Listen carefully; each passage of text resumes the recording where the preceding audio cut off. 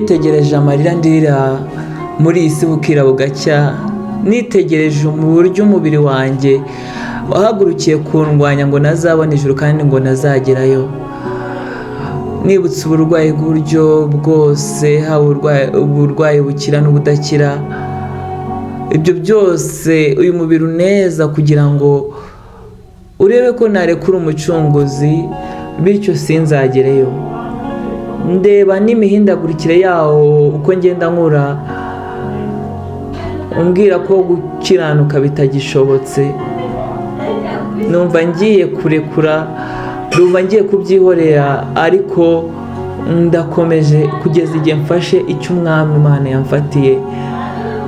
Uwo mubiri ndawubwira ngo noneho umubabaro ntacyo untwaye, kuko nzabibagirwa kwa Yesu. Nubwo ngifite kubabazwa mu isi, nta mubabaro ndetse nta n'urupfu, kandi Imana izanagura amarira yose, izavanaho umubabaro wose.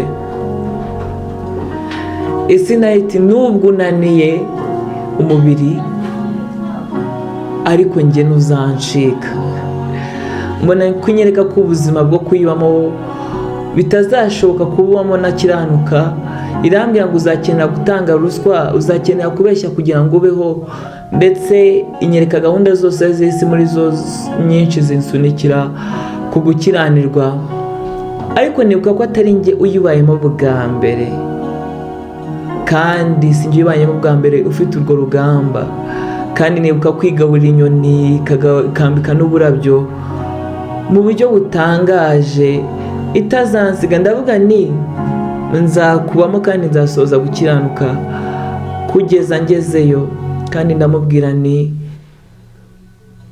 iyo si ndayibwira ni umubabaro ni uw'igihe gitoya, nijoro naryo yewe n'iry'igihe gito ndirira kenshi muri iyi si ndimo, ariko nuko narabona Yesu. Hazabaho kandi igitondo gihoraho, nibwo nazongera kurira ukundi. Satani nawe aza nk'iyagatera ati ndabona ukomeje, kandi ndabona ugambiriye gukomeza urugendo.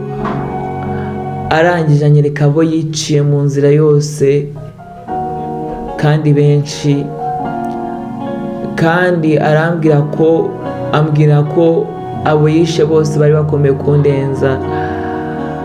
Kandi anyereka ingabo nyinshi agabye kugira ngo zindwanye. Ambwira ko afite abakozi benshi bamukorera bagambiriye kuyobya abantu ngo batamenya ukuri, kandi ngo inyigisho zose yarazivangavanze kugira ngo abantu batamenya ukuri kw'ijambo ry'Imana. Ariko numva ibyo nabyo ntabwo bigomba kunca intege. Ndamubwira ngo nubwo hari benshi baguye mu nzira mbi zawe, ariko hari benshi basoje urugendo, hari benshi basoje gukiranuka, kandi ubu ndi umunyabugingo.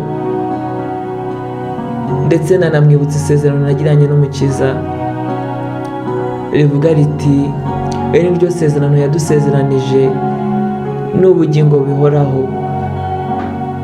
Urwandiko rwa Yohana rwa mbere ibice 25 murongo 25. Kandi nibuka ko iryo sezerano dufitanye yambwiye ko azagaruka akampa ubugingo buhoraho. Nuko Satani nawe ndamubwira ngo ni igihe gito intambara igashira, kandi n'uwo muraba ugacyaha.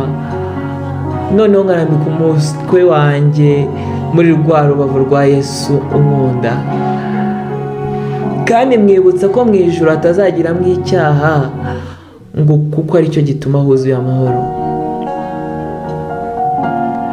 Nzagerayo, uzagerayo, tuzagerayo. Dore isi, umubiri ndetse na Satani ni abanzi bacu bakomeye, ariko Imana ikomeye kubarenza. Batwereka ko tutazagerayo, ariko tuzagerayo. Kandi ntitureke gukiranuka kuko turi abageni bakowe. Twakowe ryari? Igihe Yesu yajyaga ku musaraba akamena amaraso ku bwacu. Buriya yaratanze inkwano, yaradukoye. Reka twitware nk'abageni bakowe, twitegura umukunzi wacu azasange tukimeze neza, kandi azasange dukeye. igihe umukwe azaza azahamagare tumubonere kure tumwumve, natwe amazina yacu azumvwe natwe. Nuko two gucika intege kuko tuzagerayo, nubwo ibiturushya ari byinshi, ariko amaherezo y'inzira ni mu rugo iwacu mu ijoro. This is Eva Talk. Nzagerayo. Evariste Eva TV. Reka twizere ko hari isomo mukuye muri iki kiganiro, kandi niba utarakora subscribe wayikora kugira ngo ukomeze gukurikirana ibindi biganiro tukugezaho, kandi ukore share, ndavuze bwa gukwirakwiza ubu butumwa kugira ngo abandi nabo babone, kandi muduhe comments, ndavuga ibitekerezo kugira ngo dusangire ibyo bitekerezo, tuzagereyo amahoro, turusheho gutera imbere. Mugire amahoro.